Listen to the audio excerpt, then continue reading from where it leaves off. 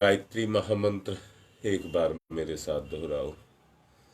ओम भूर्भुवः स्वः तस्य वितुर्वरेण्यं भर्गो देवस्य धीमहि धियो यो नः प्रचोदयात्।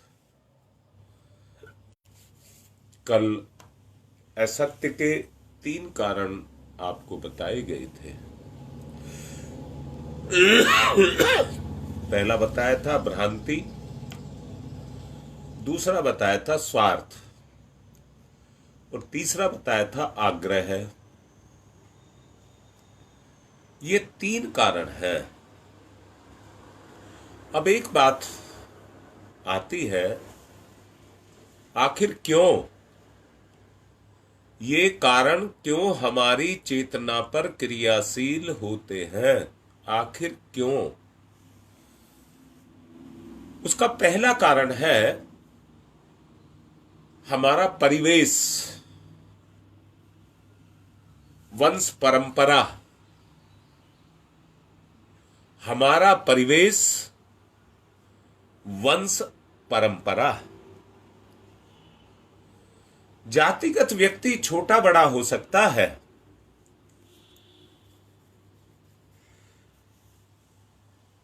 ये ऐसी मान्यता परंपरा के रूप में, वंश के रूप में चल गई है।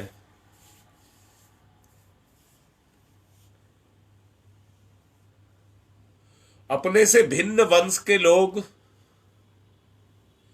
श्रेष्ठ गुण वालों को अपने से हीन सिद्ध करने का प्रयास करते हैं और उच्च कुल में जन्म लेने वाले अपने आप को श्रेष्ठ मानते हैं।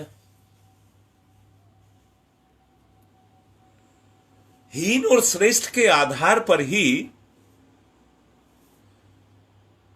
इन दोनों का प्रभाव जाकर के व्यक्ति के कर्म पर पड़ता है और व्यक्ति सत्य से हटकर के श्रेष्ठता का अहंकार और हीनता का अवसाद अपने ऊपर धारण कर लेता है।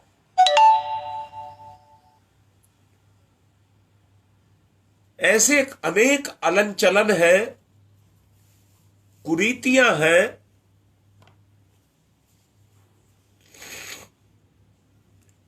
जो वंश परंपरा पर आधारित है।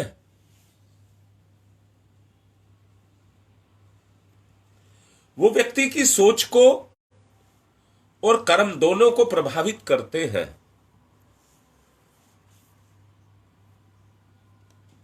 दूसरा है पूर्वाग्रह।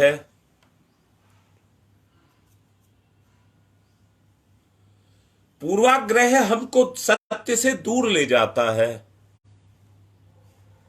पूर्वाग्रह का जो मतलब है, हम अंदर से ही दूसरे के अधीन अपने आप को कर लेते हैं। अंदर से ही मान लेते हैं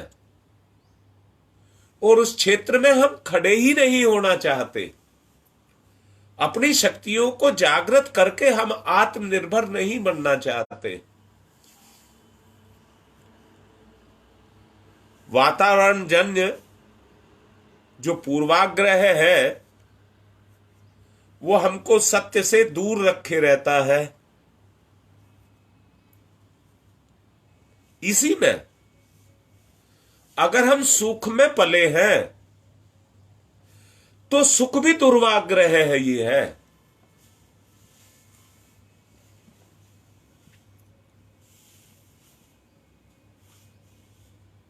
हम उस सुख के लिए किसी के ऊपर निर्भर है। यहां मैं ये कहूंगा, बेटे को बाप पर और बाप को बेटे पर निर्भर नहीं रहना चाहिए। क्यों करेगा कोई किसी की इच्छा को पूरा? इसलिए अपने अंदर से ही यह होना चाहिए कि मेरा कोई नहीं करेगा, मुझे खुद ही करना है। अगर मुझे सुख चाहिए तो उस सुख को मुझे खुद ही जुटाना होगा, मैं किसी के ऊपर निर्भर ना रहूं।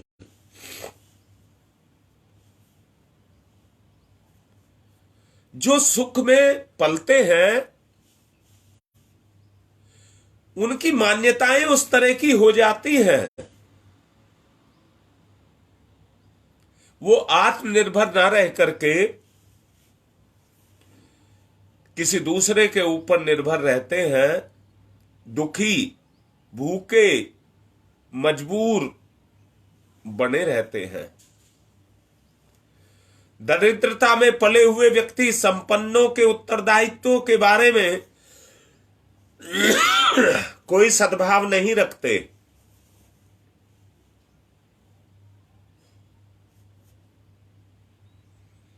भीड़ में एक सामूहिक लहर पैदा होती है। ध्यान से सुनना, भीड़ में एक सामूहिक लहर पैदा होती है। समझदार, जिम्मेदार व्यक्ति भी अपने नियंत्रण को खोकर के भीड़ के अनुसार ढल जाता है।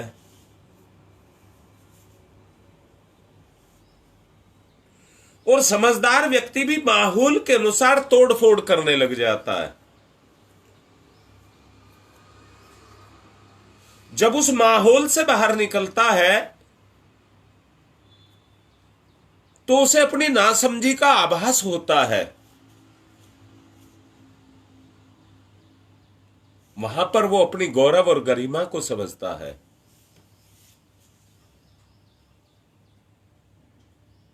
अपने किए गए कृत्य पर पछताता है।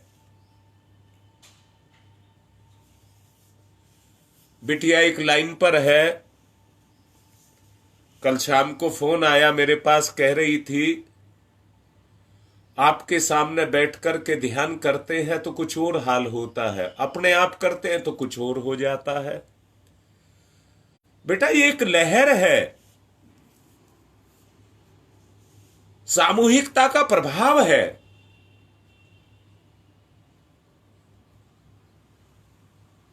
नासमझ व्यक्ति भी जब समझदारों के बीच में आ जाता है तो वो भी समझदारी के काम करने लग जाता है। ये एक लहर है। तीसरा जो कारण है वो सिंचित संस्कार और उनका अभ्यास। सिंचित संस्कार और उनका अभ्यास जो हमें सत्य से परे करता है। ये बिल्कुल व्यक्तिगत आग्रह है।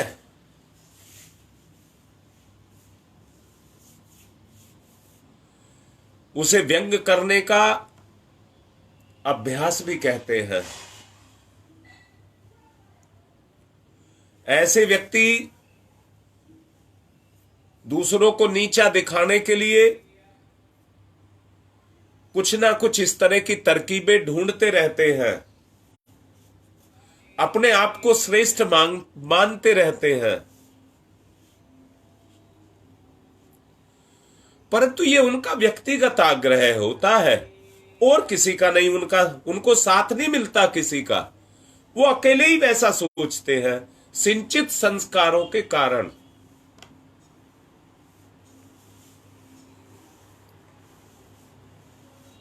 लोग अकारण ही दूसरों को बुरा मान लेते हैं, जबकि खर्चीले व्यक्ति वाला हाथ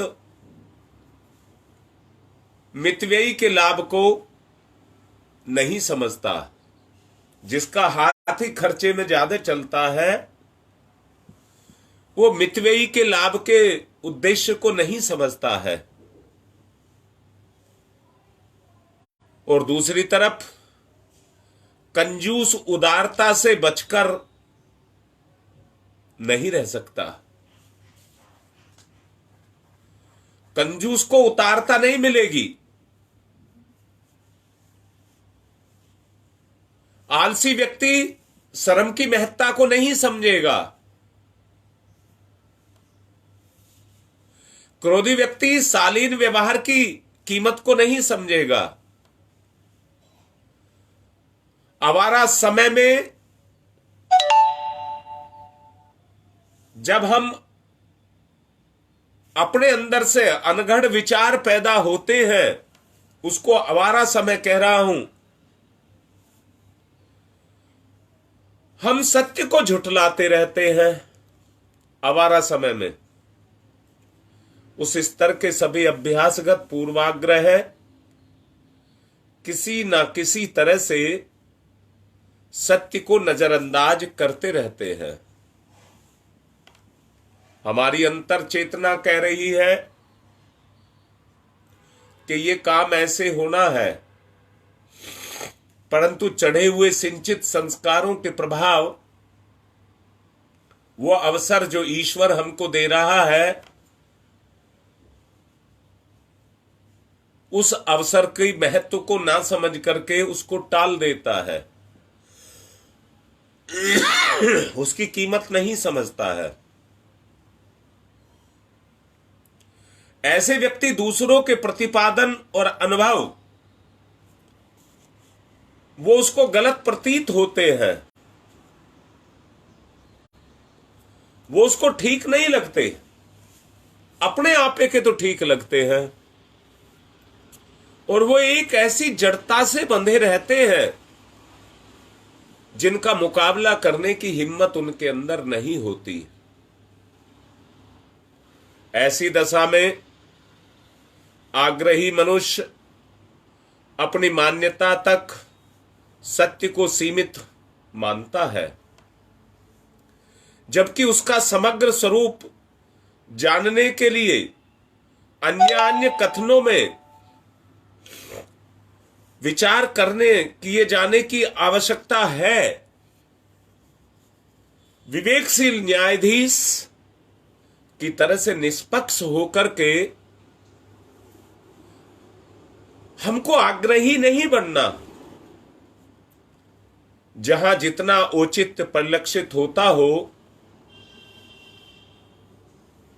उसे बिना संकोच के स्वीकार करना चाहिए।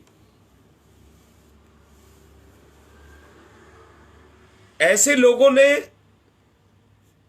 न केवल भूल मानने की,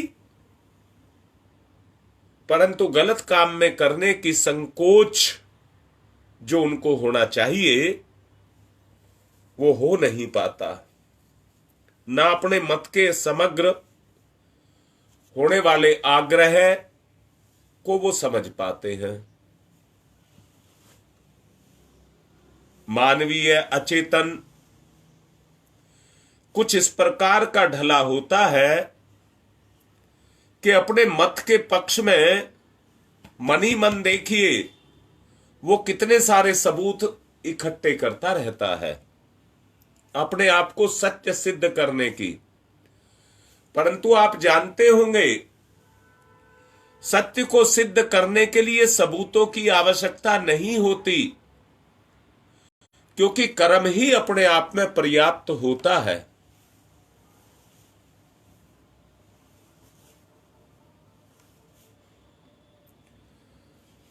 हम अपने आप को सही प्रतीत करने के लिए प्रयासरत रहते हैं, हर पहलू पर विचार करते हैं। एकांकी चिंतन तो संकीर्ण बुद्धि की तरह से है। कुएं में बैठे हुए मेंढक को अपने चारों ओर की दुनिया का आभास नहीं होता है। ऐसा व्यक्ति कूप मंडूक इक्कड़ बना रहता है, कूप मंडूक और इक्कड़ बना रहता है।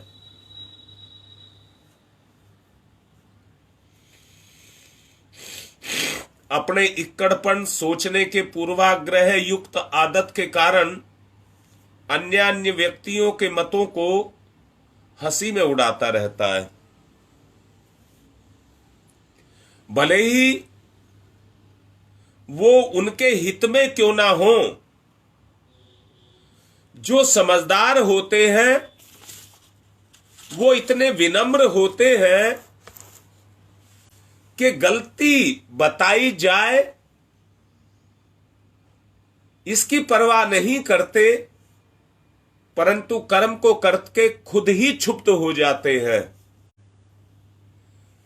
ऐसों के प्रति कृतज्ञता ही चलती जगती है। सर्वांगों पूर्ण जो प्रगति है, यही उसका रहस्य है। जो अपने आप को इस प्रक्रिया के अंदर ढाल करके रखता है और इन बातों को सोचता समझता है, तो उसके अंदर का विवेक जगता है। व्यक्ति को पता नहीं रहता कि वो स्वयं किन किन पूर्वाग्रहों से प्रभावित है, क्योंकि जो भी है वो उसके बाहर नहीं है, उसके अपने अंदर है।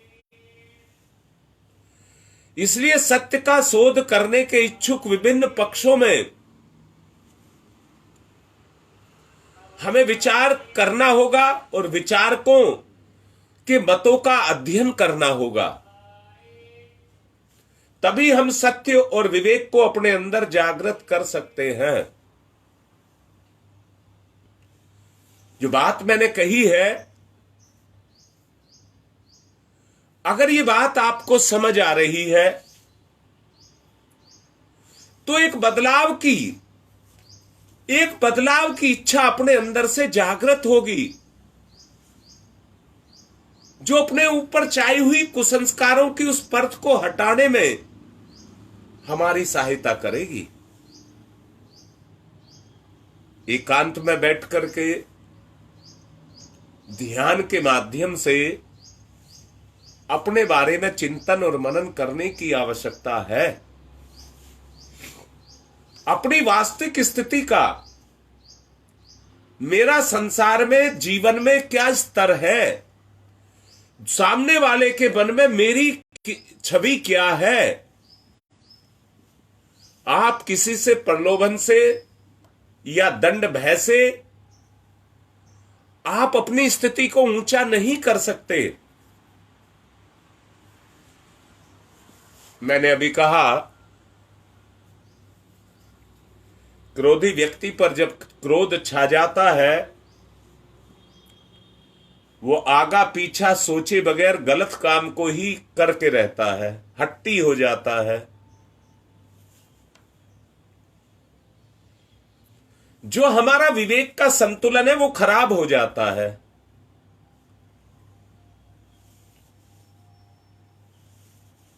यथार्थ को जानने के लिए तर्क, तथ्य और प्रमाण ढूंढने का विचार करना पड़ेगा। तर्क और तथ्य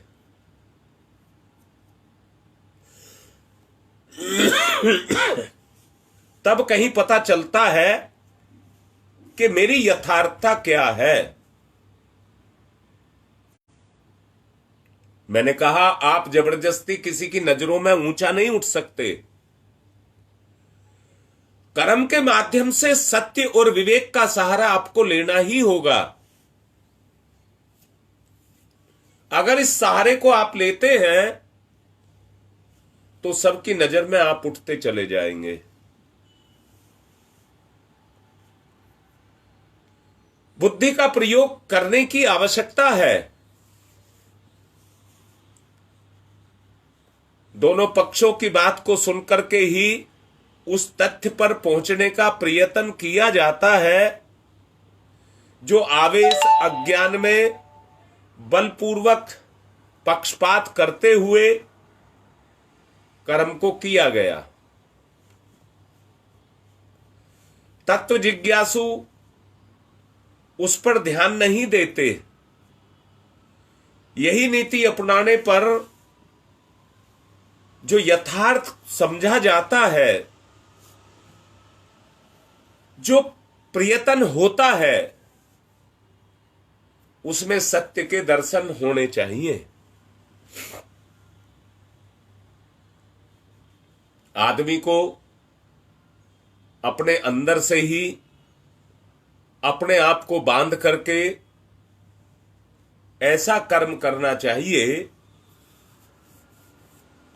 कर्म के माध्यम से आपका यथार्थ, आपकी प्रामाणिकता झलके।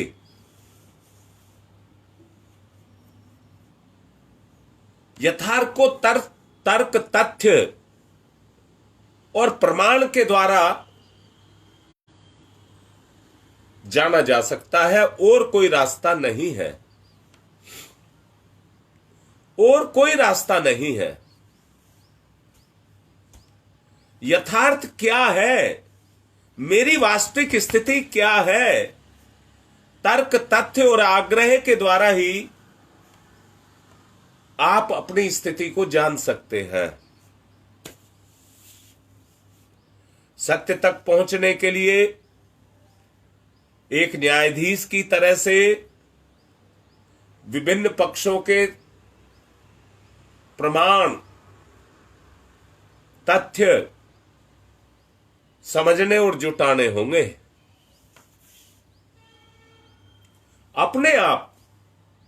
अपने आप का विश्लेषण करना होगा। मैं क्या हूं, क्या कर रहा हूं, इस बात पर एक निर्णय आपको करना होगा।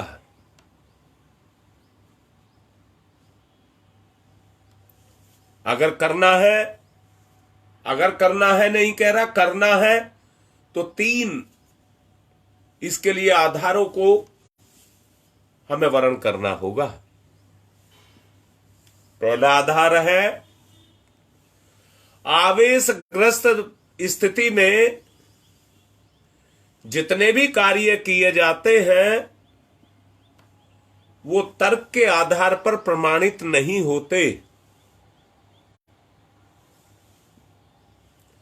आवेशग्रस्त स्थिति में संतुलन की अवस्था नहीं बनती। और मैं पूछ रहा हूं, बताओ, कोई व्यक्ति नशा पी ले, विज्ञान बताता है शराब का नशा 72 घंटे में उतरता है।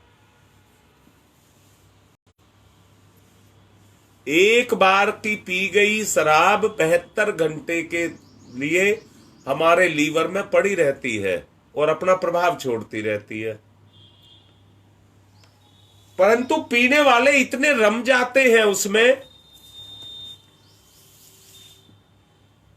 कि उनको 24 घंटे के बाद नशा उतरता दिखाई देने लग जाता है। ऐसे ही व्यक्ति लोभ का नशा, भोग का नशा और अहंकार का नशा। बेटा, मैंने कहा शराब का नशा 72 घंटे में उतर जाता है,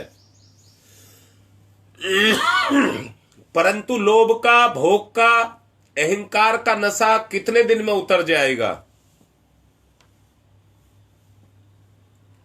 सोचने की बात है कि नहीं है?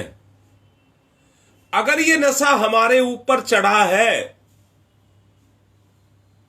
हां बेटी, समझ नहीं पाते हम इसको, ये इतना बड़ा रहस्य है, इसको हम समझ नहीं पाते, इसलिए हम अपने संतुलन को नहीं बना पाते। लोभी लोभ के आवेश में रहता है और इतना रम चुका होता है कि उसको अपनी स्थिति की जानकारी नहीं होती और वो उस अवस्था तक चला जाता है कि अपने काम बिगाड़ लेगा पर पैसे खर्च नहीं करेगा। अपने काम को तो बिगाड़ लेगा पर पैसा नहीं खर्च करेगा। इसलिए ऐसा व्यक्ति सत्य से बहुत दूर रहता है। मैं फिर से कह रहा हूं, आदमी धन दौलत जो कमाता है वह आत्मिक और शारीरिक संतुलन को ही तो बनाने के लिए कमाता है। बेटा, संतुलन कर्म से बनता है ना पैसे से। आज पैसे का जमाना आ गया। जब पैसा नहीं था तो व्यक्ति अपनी सेवा के द्वारा दूसरों के मन को जीतता था, प्यार करता था। मैंने ही आपसे कहा है, योग और कुछ नहीं है, आत्मिक प्रेम है। योग और कुछ नहीं है, आत्मिक प्रेम है। इसलिए सत्य के शोध करने वाले हो आप, सत्य का शोध करने वाले हो आप। आपको एक निर्णय पर पहुंचना चाहिए, अपनी मनोभूमि को तैयार करना चाहिए। उसके लिए आपको निर्णय लेना चाहिए।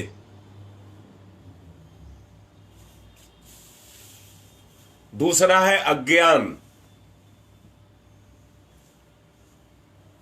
अज्ञान में कई बार लोग ऐसी बातें कह देते हैं जो अपने ही लिए खिलाफ पड़ जाती हैं।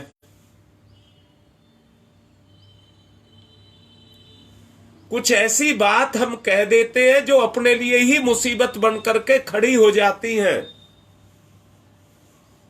ये अज्ञानता है बेटा। जो स्वयं के खिलाफ पड़ जाए,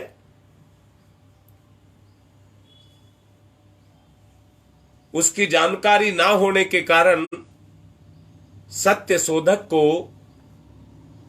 निर्णय लेने से पूर्व कुछ चिंतन कर लेना चाहिए। तीसरा है बलपूर्वक पक्षपात, किसी लोभ, भय या किसी एहसास के दबाव में जितने काम किए जाते हैं वो प्रमाणिक नहीं होते। सही निर्णय लेने के लिए साधक को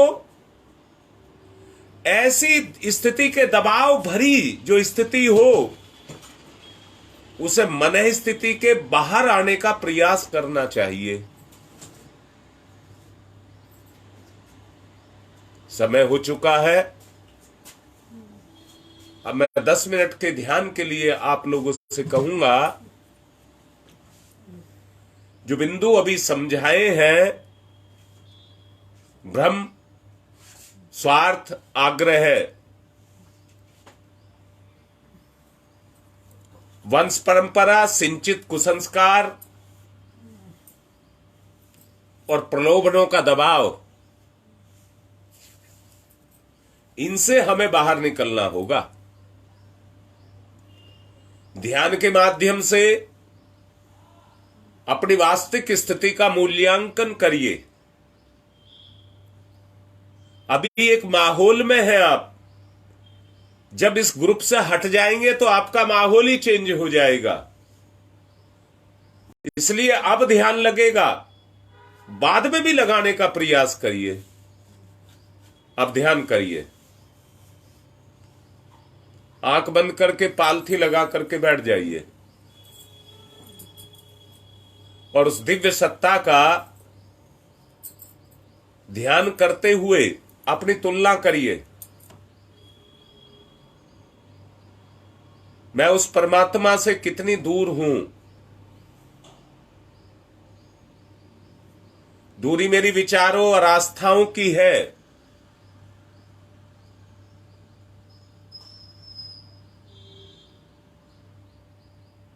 ढूंढिए, मंथन करिए।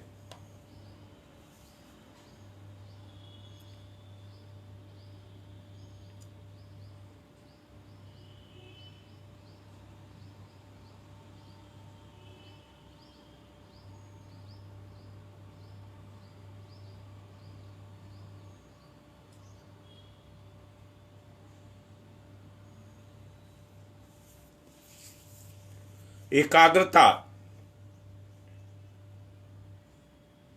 बाहर की कोई चीज अपने अंदर प्रवेश ना करने पाए,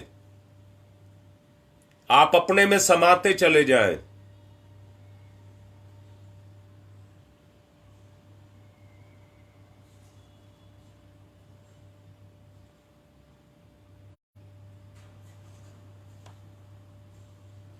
जुड़ाव, लगाव, ठहराव।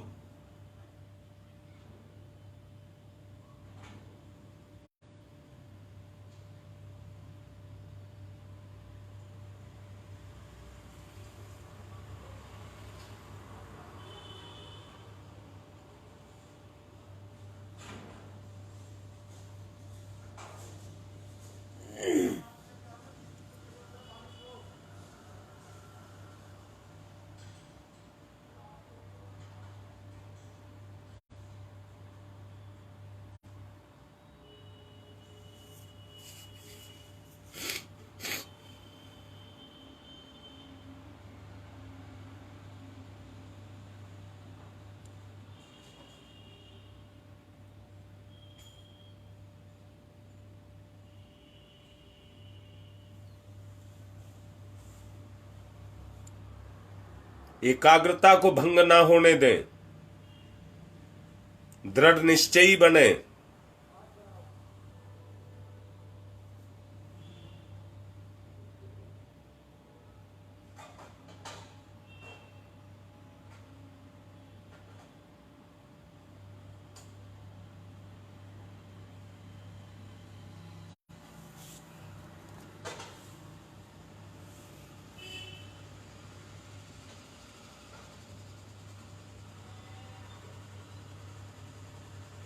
मन को इधर उधर ना भटकने दें।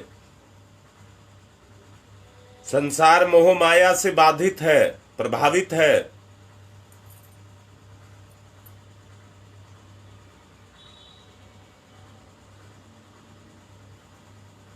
आत्मनिर्माण के लिए, आत्म सुधार के लिए समय सीमित है।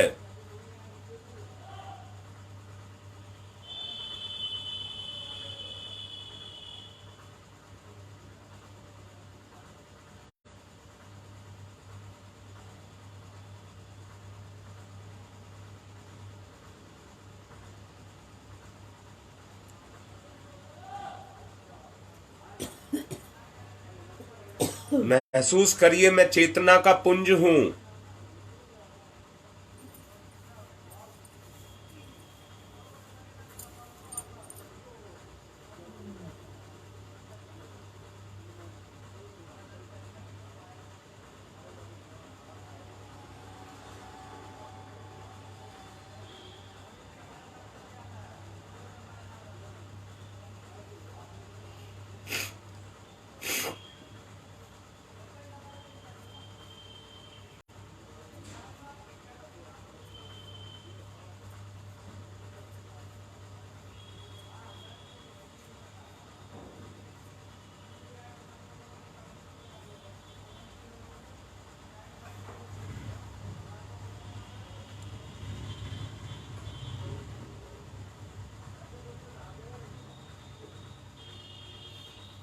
चेतना में अपनी गति को करिए।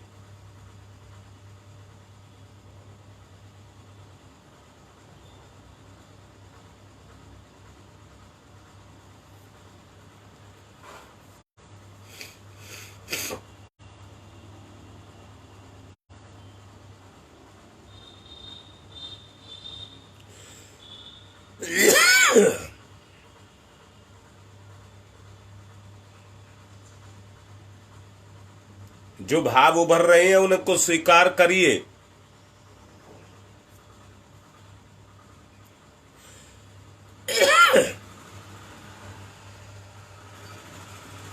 चींटी की तरह से सत्य के कणों को ढूंढिए, बटोरिए।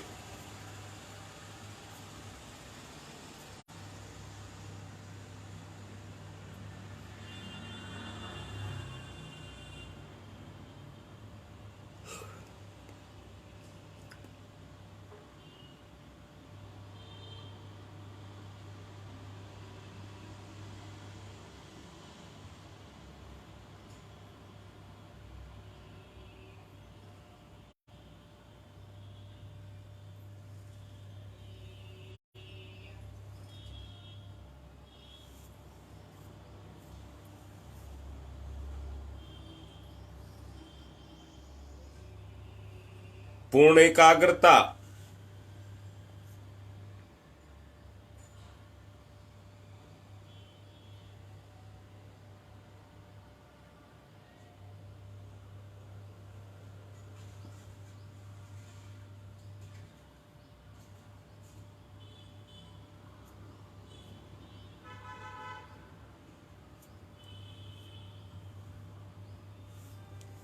सत्य में से प्रकट होते हुए प्रकाश को विवेक के रूप में पहचानिए।